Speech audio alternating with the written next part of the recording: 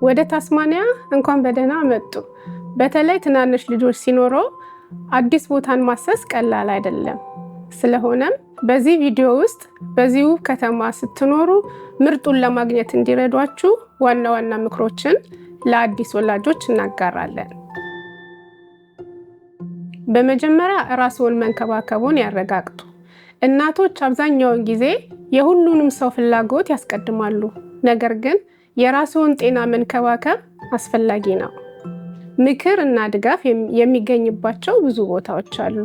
በእንግሊዘኛ እርዳታ ከፈለጉ ነገር ግን አስተርጓሚ ካልተሰጠው የቋንቋ እርዳታ መጠየቅን ያረጋግጡ። ከሌሎች ልጆችና ቤተሰቦች ጋር መገናኘት ቀላል ነው።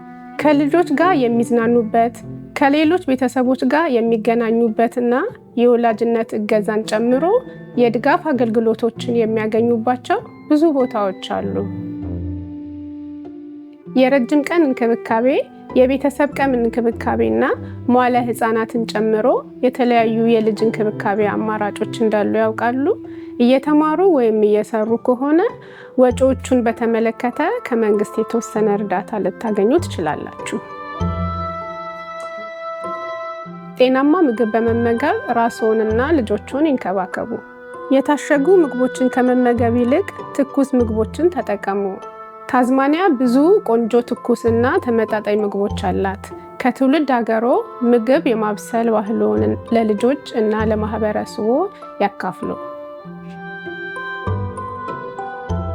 በከተማዋ ውስጥ ደህንነታቸው የተጠበቀ እንግዳ ተቀባይና ለእርስዎና ለልጆች የሚያካትቱ ብዙ አስደሳች ነገሮችና የሚጎበኙ ቦታዎች አሉ።